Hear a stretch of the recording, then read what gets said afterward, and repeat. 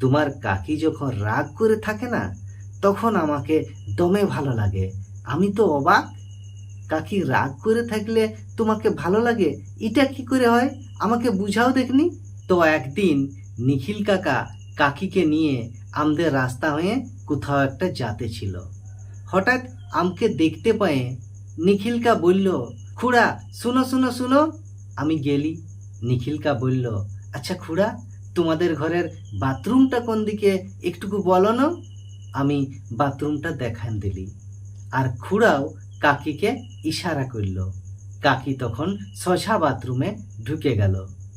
ঢুকে যাওয়ার পর নিখিলকা আমাকে বলল, চলো খুড়া, আমরা দুজন একটুকু গল্প করি।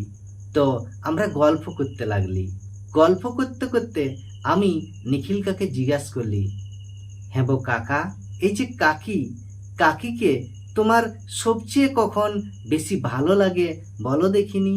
তো নিখিলকা বলল, এটা কি বলছো তুমি? তোমার কাকিকে আমার সবসময়ই ভালো লাগে। আমি বললি, না না, লাগে ঠিকই, কিন্তু কোন সময় সবচেয়ে বেশি ভালো লাগে? তখন নিখিলকা বলল, শুনবে? আমি বললি, হ্যাঁ শুনবো।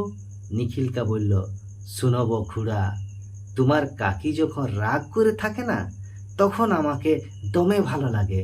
আমি তো অবাক, কাকি রাগ করে থাকলে তোমাকে ভালো লাগে, এটা কি করে হয়? আমাকে বুঝাও দেখনি।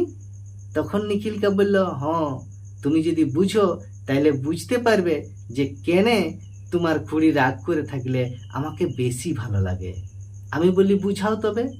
তখন নিখিলকা বলল, শুনব খুড়া, তোমার কাকি কোনো যদি ফেরিওয়ালা আসে, সে যাই ফেরিওয়ালা হোক, কাঁসা গটি মাদু চেয়ার টেবিল, যে কোনো ফেরিওয়ালা, তোমার কাকি একটা না একটা জিনিস কিনবে কেই, আর সেইটা কিনে নিয়েই আমাকে বলবে দাও টাকা। এরকম করতে করতে প্রত্যেক দিন অনেক টাকা আমার চলে যায়। কিন্তু তোমার খুড়ি যখন রাগ করে থাকে, তখন কিন্তু একটা জিনিসও কিনবেক নাই, আর আমাকে টাকাও খুঁজবেক নাই। ফলে ডেলি ডেলি অনেক টাকা আমার খরচও হয় নাই।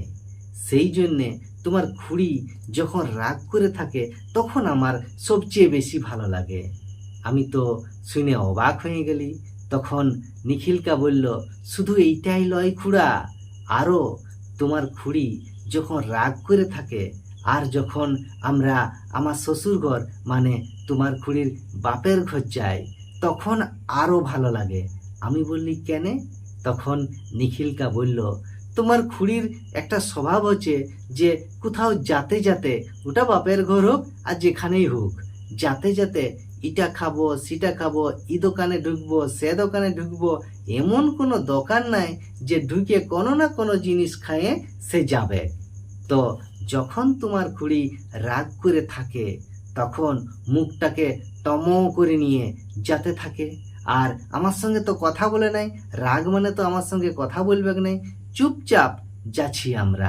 যাতে যাতে ই দোকান সে দোকান তাকাই বটে তোমার খুড়ি, কিন্তু ওই যে রাগ করে আছে, আমার সঙ্গে কথা বলবে নাই, সেই জন্যে সে একটা জিনিসও খুঁজে নাই।